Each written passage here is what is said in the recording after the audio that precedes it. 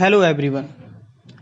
आज हम पढ़ने जा रहे हैं the history of Rajasthan rent control act 2001 के बारे में।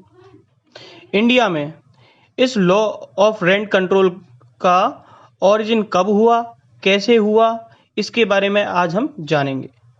तो चलिए सबसे पहले जानते हैं इसके ओरिजिन के बारे में। तो यह बात तब की है जब फर्स्ट वर्ल्ड वॉर के दौरान लोग अपने अपने घरों को छोड़कर एक स्थान से दूसरे स्थान अपनी जान को बचाने में लगे थे। तो उस दौरान अपने घरों से भागे हुए लोग दूसरे स्थान पर घर किराए पर लेने लगे। घरों को किराए पर लेने की डिमांड इतनी ज़्यादा बढ़ने लगी जिसके कारण घर और मकानों की शॉर्टेज आने लग गई थी और इसका बेनिफिट उस समय मकान मालिक उठाने लगे और मनचाहा किराया लेने लगे। मनचाहा किसी भी टेनेंट जो था उसको निकाल देते थे, क्योंकि डोमिनेंट पावर थी वो लैंडलॉर्ड के हाथ में थी, उससे रिलेटेड कोई लॉ ही नहीं था। तो इन्हीं बातों का विशेषकर ध्यान रखते हुए लेजिस्लेशन ने पहली बार rent control law, rent control से संबंधित लॉ को इंडिया में इंट्रोड्यूस किया। सबसे पहले 1918 में बॉम्बे, जो कि एक प्रेसिडेंसी टाउन है, वहां पर इस रेंट से संबंधित लॉ को एनफोर्स किया गया। फिर 1920 में कैलकाटा और रंगून, जो कि ये भी एक प्रेसिडेंसी टाउन है, इनमें भी इस लॉ के समान ही सिमिलर लॉ को रेंट से संबंधित जो है उसको लागू किया गया, एनफोर्स किया गया। और इसी प्रकार जब सेकेंड वर्ल्ड वॉर हुआ उस दौरान इस तरह की घटनाएं होने लगी जिससे लैंडलॉर्ड पैसे ज़्यादा मांग रहा था, रेंट के पैसे ज़्यादा मांग रहा था, और या किराएदार को बेदखल कर रहा था या अपना जोर जमा रहा था उसके ऊपर। डोमिनेंट पावर उसकी ज़्यादा होने लगी थी।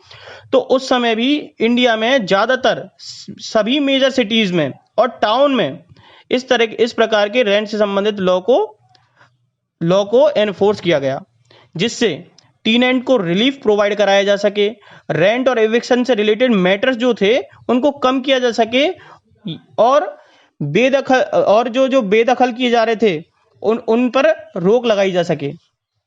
इस प्रकार के कई सुधार उस टाइम इस प्रकार के लॉ को एनफोर्स करके किए गए।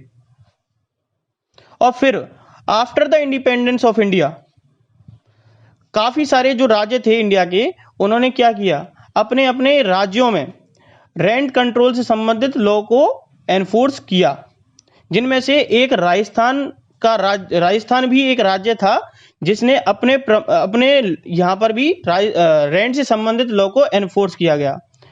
तो जिस एक्ट का नाम था Rajasthan premises control of rent and eviction act 1950। लेकिन Rajasthan premises control of rent and eviction act 1950 में आज के समय के हिसाब से काफ़ी सारे लूपहोल्स अर्थात कमियां पाने की वजह से इस एक्ट को रिपील कर दिया गया और इसके बदले में, इसके सब्स्टिट्यूट में 2001 में एक नया एक्ट लाया गया जिसको राजस्थान रेंट कंट्रोल एक्ट के नाम से जाना जाता है। और फिर इसके बाद इसमें भी काफ़ी सारे बदलाव करने के लिए फिर 2017 में एक अमेंडमेंट बिल लाया गया जिसे Rajasthan rent control amendment bill 2017 के नाम से जाना गया, और उसके माध्यम से राजस्थान रेंट कंट्रोल एक्ट के अंतर्गत काफ़ी सारे बदलाव किए गए। अब इस हिस्ट्री को जानने के बाद आपके मन में यह क्वेश्चन उठ रहा होगा कि क्या राजस्थान स्टेट के पास इस प्रकार की कोई सब्जेक्ट मैटर को लेकर के कोई पावर है कि वह अपने राज्य के लिए किसी सब्जेक्ट मैटर अर्थात विषय वस्तु पर लॉ मेक कर सकता है? तो इसका आंसर है हाँ। बता रखा है संविधान के आर्टिकल 246 में कहा है कि every legislature of state shall have exclusive power to make law for such state or any part thereof with respect to any of the matters enumerated in list second in the 7th schedule। तो इसने कहा है कि seventh schedule जो constitution की seventh schedule है, उसकी जो सेकंड लिस्ट है उसके अंदर किसी भी प्रकार का सब्जेक्ट मैटर अगर एन्यूमरेटेड है तो वो जो लेजिस्लेचर ऑफ स्टेट होगी, प्रत्येक लेजिस्लेचर ऑफ स्टेट उनके पास पावर है, उनके पास एक्सक्लूसिव पावर है कि वह लॉ बना सकती हैं उस सब्जेक्ट मैटर से रिलेटेड, चाहे वो पूरे स्टेट में बना सकती हैं या किसी उस स्टेट के पार्ट में बना सकती हैं, मतलब अपने स्टेट में बना सकती हैं। इस सेकेंड लिस्ट को स्टेट लिस्ट भी कहा जाता है। और अब हमारे दिमाग में एक और क्वेश्चन उठता होगा कि इसका एंट्री नंबर क्या है। तो इसका एंट्री नंबर 18 है। स्टेट लिस्ट के अंदर एंट्री नंबर बता रखा है 18, जहां पर रेंट कंट्रोल से रिलेटेड मामले जो हैं, लैंडलॉर्ड और टीन रेंट से रिलेटेड जो मामले हैं, उनसे संबंधित लॉ बनाने के बारे में, सब्जेक्ट मैटर के बारे में बता रखा है, जिस पर राजस्थान के पास पावर आती है कि वह भी लेजिस्लेचर लॉ बना सकती है। अब हम स्पेशल लॉ और लोकल लॉ के बारे में डिस्कस करते हैं। जैसा कि हम जानते हैं, राजस्थान रेंट कंट्रोल एक्ट 2001 के एक्ट के नाम से ही पता चलता है कि यह राजस्थान राज्य से संबंधित लॉ है, अर्थात यह राजस्थान के लोकल एरिया में, अर्थात म्युनिसिपल एरिया में एप्लीकेबल होता है, इसलिए इसे राजस्थान का लोकल लॉ भी कहा जाता है। और यह लॉ एक स्पेसिफिक सब्जेक्ट मैटर से डील विद करने की वजह से, अर्थात रेंट और लैंडलॉर्ड और टीनेंट से संबंधित होने की वजह से यह स्पेशल लॉ भी कहलाता है। अब हम इस एक्ट के अध्याय मीन्स चैप्टर के बारे में डिटेल में डिस्कस करते हैं। कौन सा चैप्टर कितने सेक्शन कवर करता है और किस मैटर से डील करता है। जैसा कि हमने जाना कि इस एक्ट में टोटल चैप्टर 7 हैं, जिनमें से पहला चैप्टर है प्रिलिमिनरी मीन्स प्रारंभिक। इसके नाम से ही पता चलता है कि इस एक्ट का नाम टाइटल क्या होगा, कहाँ अप्लाई होगा और कब एनफोर्स हुआ और यह एक्ट कब अडॉप्ट हुआ। इसमें डेफिनेशन क्लॉज के बारे में बता रखा है इस चैप्टर में कि, और जिसमें कुछ विशेष शब्दों की डेफिनेशंस को बताया हुआ है, जैसा कि टीनेंट, लैंडलॉर्ड और अमेनिटीज की डेफिनेशंस को आदि। इसके अलावा रेंट को किस तरह तय किया जाएगा और रेंट का पेमेंट किस मेथड से होगा, यह सभी बातें इस चैप्टर के अंतर्गत बताई गई हैं। और यह चैप्टर धारा 1 से 5 तक की धाराएं कवर करता है। इसके बाद हम चैप्टर 2 के बारे में चर्चा करते हैं, जो हमें रिवीजन ऑफ रेंट मीन्स किराए का पुनरीक्षण के बारे में बताता है।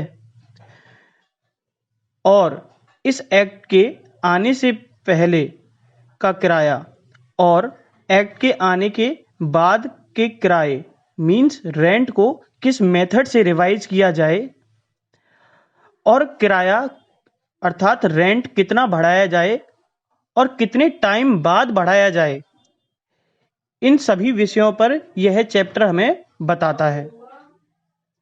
और यह चैप्टर सेक्शन 6 और 7 से डील करता है।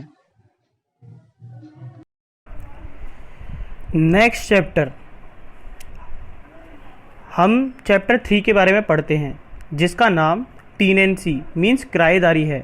इस टीनेंसी चैप्टर के में रेजिडेंशियल और कमर्शियल पर्पज के बारे में बताया हुआ है, जिसमें बताया है कि किराए पर कितने समय के लिए प्रमाइसेस दिया जा सकता है, कितनी बार दिया जा सकता है, और टीनेंट मीन्स किराएदार को कब और किन किन ग्राउंड्स पर निकाला जा सकता है, लैंडलॉर्ड के क्या राइट्स होते हैं, कब वह पोजेशन को रिकवर कर सकता है, वो भी कुछ विशेष परिस्थितियों में।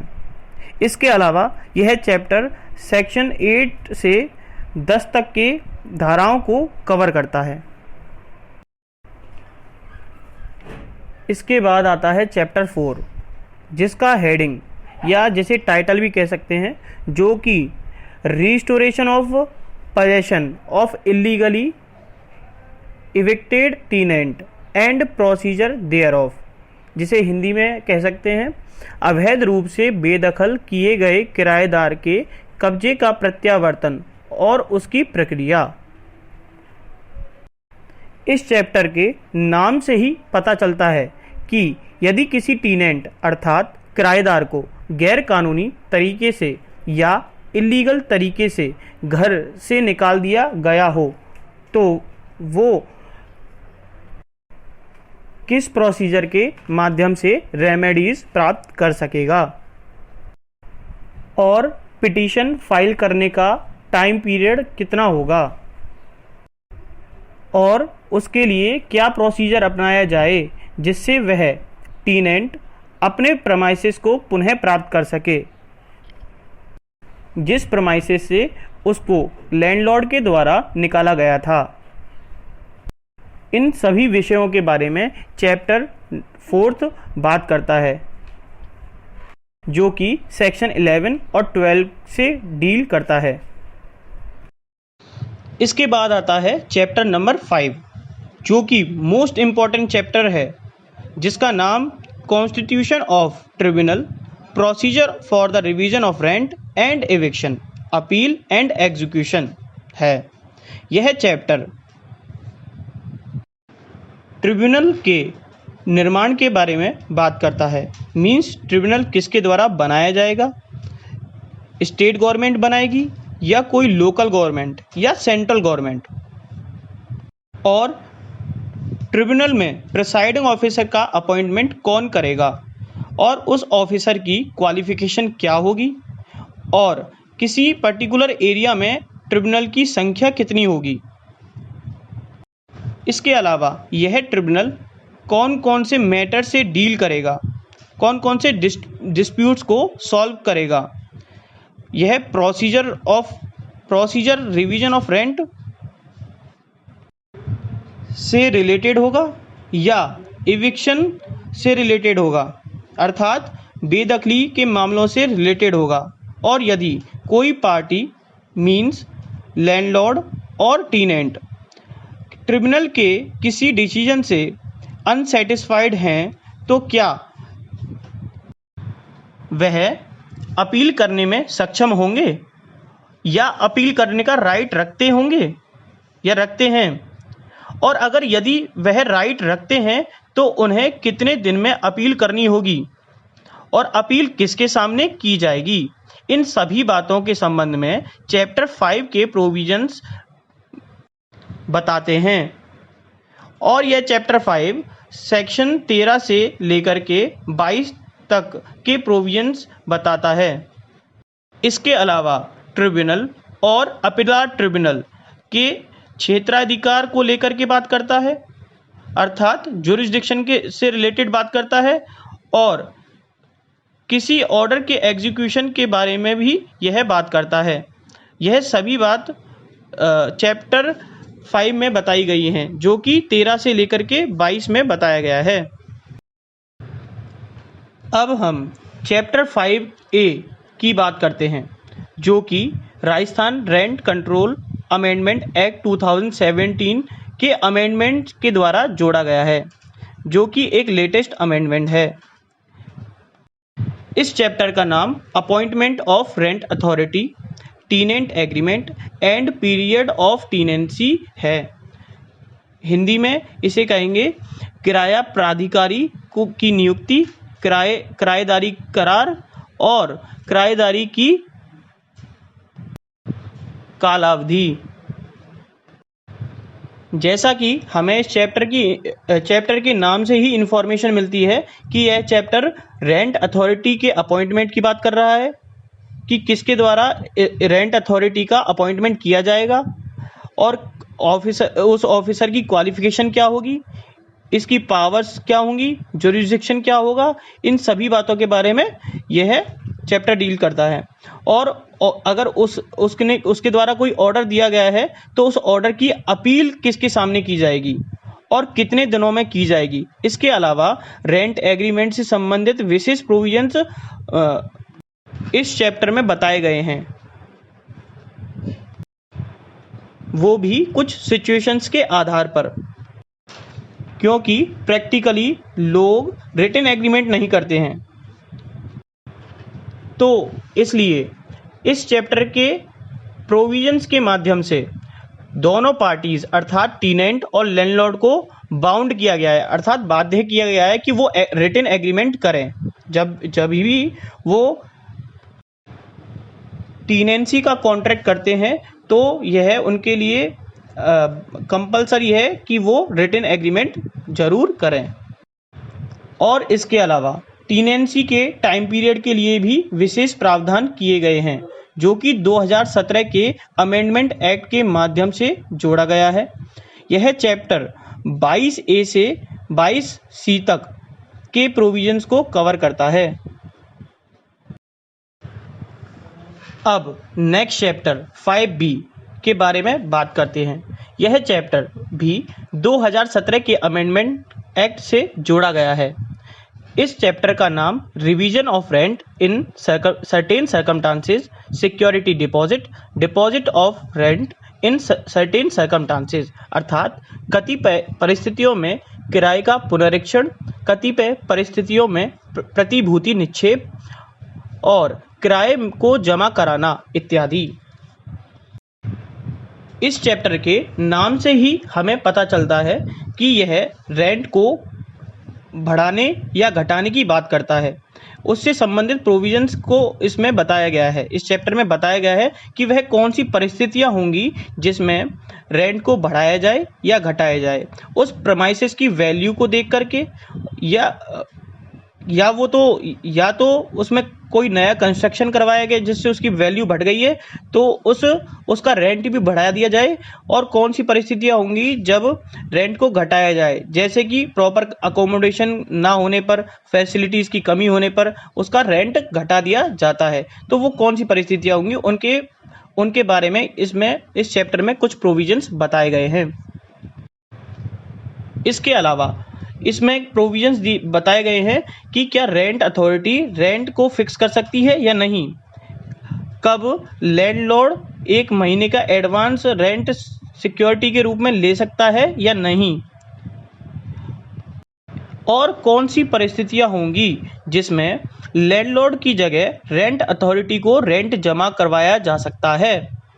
इन सभी बातों के बारे में चैप्टर 5B के प्रोविजंस डील करते हैं, जो कि सेक्शन 22D से 22F तक के प्रोविजंस को कवर करता है। अब सेकेंड लास्ट चैप्टर नंबर 6 को डिस्कस करते हैं, जिसका नाम है अमेनिटीज़, अर्थात सुख सुविधाएं। यह अमेनिटीज़ की डेफिनेशन सेक्शन 2A में प्रोवाइड कराई गई है, और इसका मतलब यह है कि यह चैप्टर डील करता है अमेनिटीज़ के प्रोविजन से, कि कब लैंडलॉर्ड के द्वारा अमेनिटीज़ को बंद किया जा सकता है या उसके लिए किसी परमिशन लेने की आवश्यकता है, और टीनेंट कब अमेनिटीज़ अर्थात सुख सुविधाओं के बंद होने पर फिर से कैसे इस अमेनिटीज़ को प्राप्त कर सकता है। इसके अलावा टीनेंट और लैंडलॉर्ड की ड्यूटीज़ क्या होंगी उस प्रेमाइसेस के प्रति जिस प्रेमाइसेस में टीनेंट रह रहा है, उसका कंस्ट्रक्शन करवाने से रिलेटेड। और इसके अलावा अमेनिटीज़ से रिलेटेड मैटर्स को कैसे सुलझाया जा सके, इन सभी बातों को चैप्टर 6 में बताया गया है। और यह चैप्टर सेक्शन 23 से लेकर सेक्शन 24A तक को डील करता है। अब हम बात करते हैं last and final chapter number 7 के बारे में। इस चैप्टर का टाइटल है मिसलेनियस, मीन्स प्रकीर्ण। इसका अर्थ होता है प्रकीर्ण हिंदी में। रेंट से संबंधित अदर प्रोविजंस जो अदर चैप्टर के अंतर्गत नहीं आ सकते थे, वह सभी प्रोविजंस इस चैप्टर के अंतर्गत बताए गए हैं। जैसे कि इंस्पेक्शन ऑफ प्रमाइसेस से रिलेटेड, मतलब कि लैंडलॉर्ड कब प्रमाइसेस का इंस्पेक्शन कर सकता है। क्या वो 7 दिन पहले उसे नोटिस देना पड़ेगा कि मैं आपके घर का इंस्पेक्शन करने आ रहा हूँ, और क्या वो 3 महीने के अंदर एक बार ही कर सकता है या उससे ज़्यादा बार कर सकता है, ये सारे प्रोविजंस इसमें बताए गए हैं। या मेंबर और स्टाफ ऑफ ट्रिब्यूनल के जो स्टाफ मेंबर्स हैं क्या वो पब्लिक सर्वेंट होते हैं या नहीं होते हैं, क्या रेंट अथॉरिटी पब्लिक सर्वेंट होती है या नहीं होती है, लिमिटेशन से रिलेटेड प्रोविजंस, कोर्ट फीस से रिलेटेड प्रोविजंस, क्या स्टेट गवर्नमेंट क्या रेंट ट्रिब्यूनल से रिलेटेड प्रोविजन, रेंट से रिलेटेड या इस रेंट और लैंडलॉर्ड से रिलेटेड प्रोविजंस बना सकती है, रूल्स बना सकती है या नहीं बना सकती है। और यह चैप्टर सेक्शन 25 से लेकर के 32 के प्रोविजंस को डील करता है। अब हम बात करते हैं शेड्यूल्स की। शेड्यूल्स यहाँ पर इस एक्ट में, राजस्थान रेंट कंट्रोल एक्ट में, ये शेड्यूल्स 4 दे रखी हैं, जिनका फॉर्मेट ABCD के नाम से दिया हुआ है। यहाँ पर D जो नाम की शेड्यूल है वह 2017 के अमेंडमेंट से जोड़ी गई है। तो अब हम बात करते हैं शेड्यूल A की। शेड्यूल A के अंदर यह बता रखा है फॉर्मेट के बारे में। फॉर्मेट किस तरीके से कि ट्रिब्यूनल के सामने किस तरीके से एप्लीकेशन सबमिट की जाएगी, तो उसका फॉर्मेट हमें कहाँ दे रखा है, उसका फॉर्मेट हमें शेड्यूल A में बता रखा है। शेड्यूल B के अंदर हमें अपीलाट ट्रिब्यूनल जो होता है उसके अंदर कैसे, किस फॉर्मेट में पिटीशन फाइल की जाएगी, अपील कैसे फाइल की जाएगी ट्रिब्यूनल के सामने, अपीलाट ट्रिब्यूनल के सामने, तो उसका फॉर्मेट हमें शेड्यूल B में बता रखा है। और शेड्यूल C के अंदर जो रेंट ट्रिब्यूनल या अपीलाट ट्रिब्यूनल जो है उसके सामने रिवीजन के लिए कोई भी अगर पिटीशन फाइल की जाती है किसी भी पर्पज के लिए, तो दोनों में अगर करनी है तो उसके लिए जो फॉर्मेट बता रखा है तो वह शेड्यूल C के अंतर्गत बता रखा है। और जो शेड्यूल D जो कि लास्ट शेड्यूल है, वह जो है उसके अंदर इंफॉर्मेशन के बारे में बता रखा है कि अगर कोई भी लैंडलॉर्ड अगर किसी टेनेंट को अपने यहाँ पर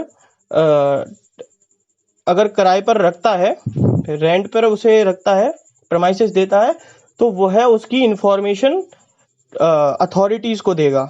तो उसके लिए भी एक फॉर्मेट बता रखा है, उसका फॉर्म बता रखा है किस प्रकार से वह उसको आगे फॉरवर्ड करेगा, कैसे उस फॉर्म को सबमिट करेगा ट्रिब्यूनल के सामने या अथॉरिटी के सामने।